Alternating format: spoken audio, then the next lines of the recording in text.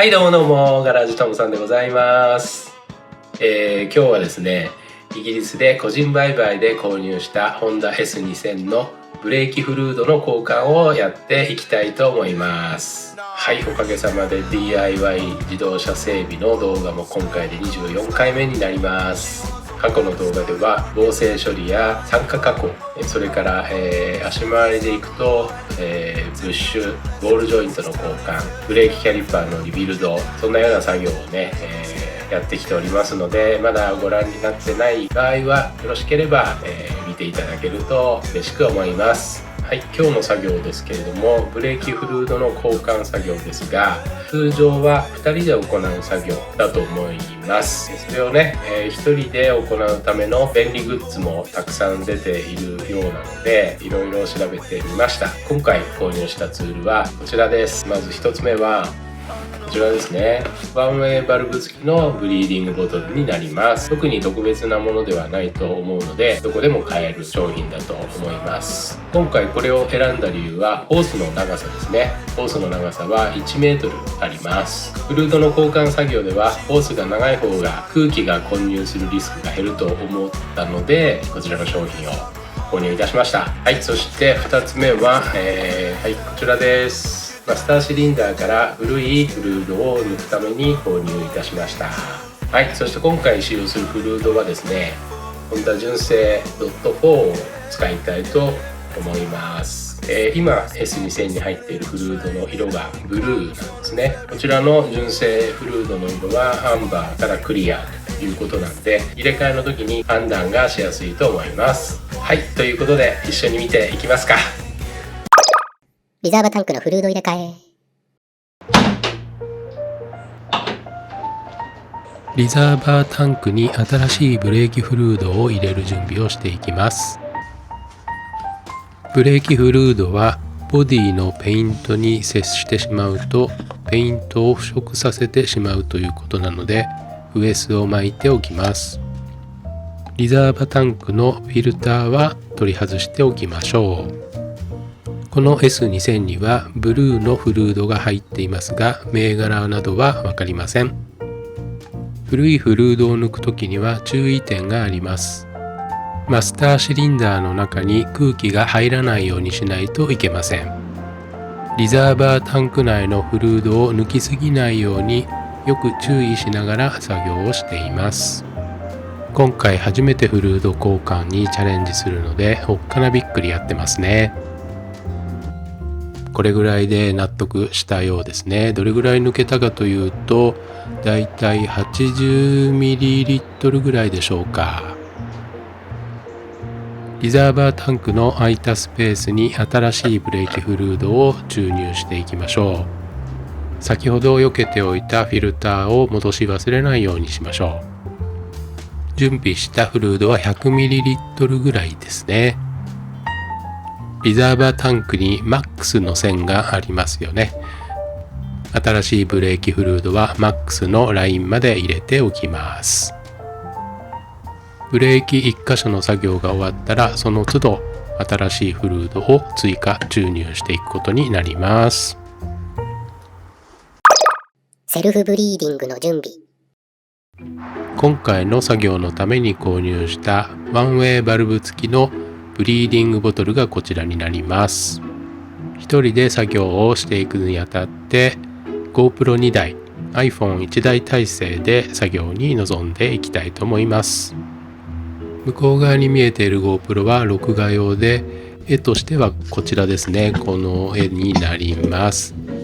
ブリードスクリューを含めたホース、ボトル全体が映る画角で撮影をしていきます。もう一つの GoPro では録画はしておりません。これは運転席に置いてある iPhone のアプリとつないで iPhone 越しに作業をモニターしていきたいと思っています。iPhone から見た風景はこのような感じになります。iPhone の画面録画もしていきたいと思います。作業中にエアが混入する可能性について。逆流防止ボトルを使っても空気が混入する可能性があるらしいので、自分の理解を図解していきたいと思います。ブレーキを踏むと白い矢印の方向に向かってフルードが押し出されます。赤い部分は空気が混入する可能性のある場所です。ブレーキから足を離すと矢印の方向にフルードが戻される力が働くと思います。ブリードバルブを緩めすぎたり、ブリーディングホースが緩すぎてしまうと赤いところから空気が混入します。このように外部からキャリパー内に空気が侵入する可能性があるということが分かりました。このような状況でブレーキを踏み続けると、ホースの中に空気が永遠に送り出されるということになります。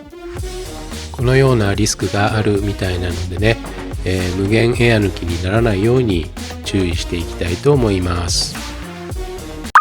右前輪から一人エア抜き、諸説あり。はい、では肩の力を抜いて一つ目の作業を見ていきたいと思います。初めての作業のさらに一つ目のブレーキキャリパーになりますので、作業これスローモーションではなくてですね、非常になんて言うんでしょう、もたもたしてますね。もたもたしてる感じがあると思いますが、まあちょっと面白おかしく見てください。はい、今一生懸命ねブレーキ踏んでいて、この踏み方もね、一体どれぐらい強く何回踏んだらいいのっていうのがわからないままやっているので、しかもなんかもうこれ終わっていいと思うんですけどね、空気も抜けてるし新しいフルードも出てきてますんで、今思えばもう大丈夫じゃんと思うんですけれども、なかなかね決断できずにもたもたして今ようやく出てきた感じですね。はい、もういいのかなと思いながら、なんかまだ迷って今ブリードスクリューを締めたところです。はい、ホースの中にあるフルードは、高低差でボトルの中に自然に入っていきますね。はい、そして減った分のフルードはまたリザーバータンクの中に追加しておきました。という感じで第1回目のね、第1個目が終わりました。左前輪一人エア抜き失敗談。2回目の作業というのはどうなんでしょうね。慎重になるのか大胆になるのか。今回の場合は慎重になってしまいまして、今ブリードスクリューを開けましたけれども、ここでほとんどスクリューを開けていないんですよね。だからブレーキをいくら踏んでもフルードが抜けるわけがないということで、今なんでだろうという感じで出てきまして、ブリードスクリューを今少し開けてみました。これもいろいろ調べてみると、もちろんブリードスクリューの構造とか、古さとかにもよるとは思いますけれども、整備士さんなんかの動画を見てみると、90度ぐらいはひねってるみたいですね。ここの作業では70度か80度ぐらいのブリードスクリューの回度になっていると思いますけれども、エア抜きも無事に進んでいますし、新しいフルードも出てきていますね。画面では慎重にエア抜き作業を続けておりますけれども、 iPhone 越しに見てもエアが詰まってはいないですし、新しいフルードの色になってますよね。慎重にねやるのはいいんですけれども、あんまり慎重にしすぎるとリザーバー内の新しいフルードが足りなくなっちゃうんでね、注意しないといけません。撮影用の GoPro からの画角だとホースの色が青く見えたんですけれども、今こうやって見ると新しいフルードですよね。これは光の具合だったんでしょう。2個目の作業だからだと思うんですが、余裕が出てきたのか漏れの確認作業をきちっとしてるみたいですね。4輪すべて終わったところでブレーキクリーナーで掃除をしてあるので心配しないでくださいね。はい、ここでまた忘れずに追加で新しいフルードをタンクに入れておきます。作業の手順は紙に書いて置いておくといいかもしれないですね。左後輪一人部屋抜き問題発生。調子に乗って3個目の作業に入っておりますけれども、ここで問題が発生いたしました。先ほど図解で説明をいたしましたけれども、エアーがホース内に永遠に出続けるという現象に遭遇したんですね。この水色の円の中、拡大しているので分かりますかね。ブレーキを踏み続けていてもエアーが出続けているんですね。ところが白い円のところ、これ分かりますかね。エアブロック、ホースの中にエアーが溜まって進まないという状態になっています。はい。なので、ブレーキを踏み続けても、なんて言うんでしょうか、作業的には空回りが続いている状態っていうんですかね。踏んでも、ホースのつなぎ目なのかブリードスクリューなのかどちらかわからないんですけれども、そこから、外部の空気が入ってブレーキを踏めばホースの中に気泡が送り出されると。新しいブレーキフルードは全くホース内に送り出されないという状況になっています。もちろんこの作業中におかしいなとは思ったものの、こういう現象が起きているということ自体には気づいてないんですね。あれどうしたのかななんて思いながら今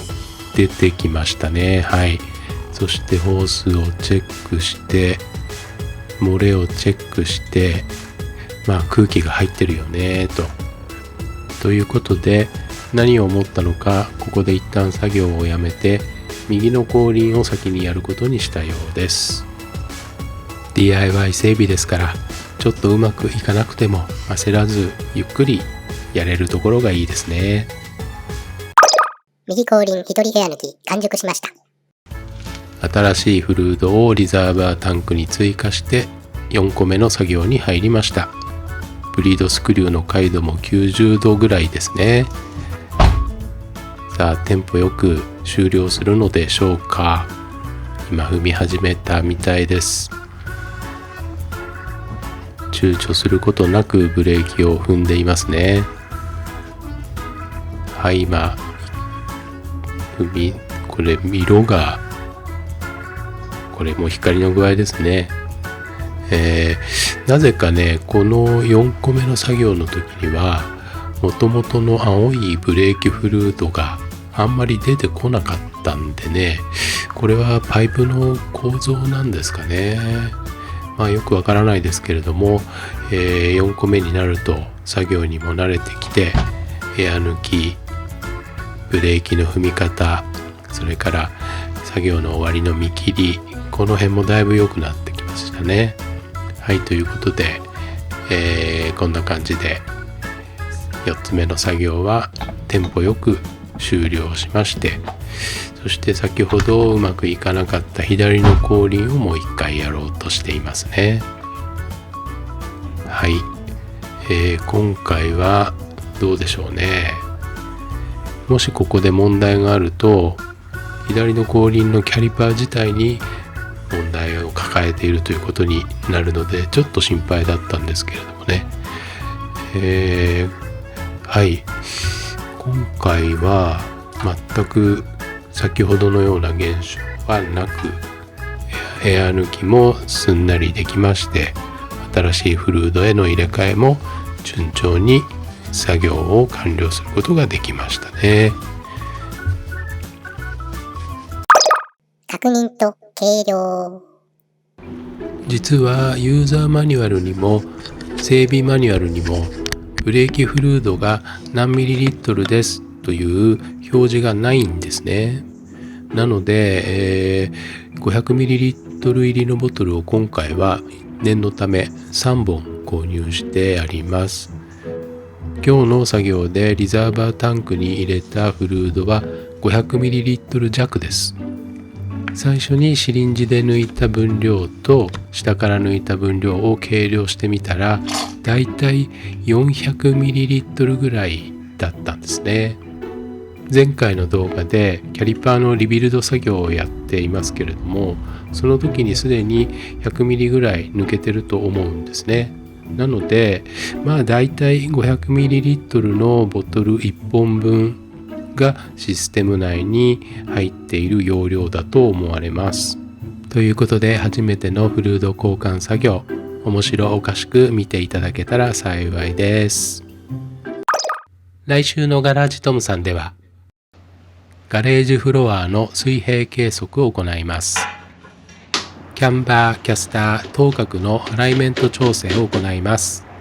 調整後、自分でアライメント計測にチャレンジします。動画のリンクは概要欄に貼っておきますので、プレミア予約をしておいてくださいね。今日も最後までご視聴ありがとうございました。では来週までごきげんようです。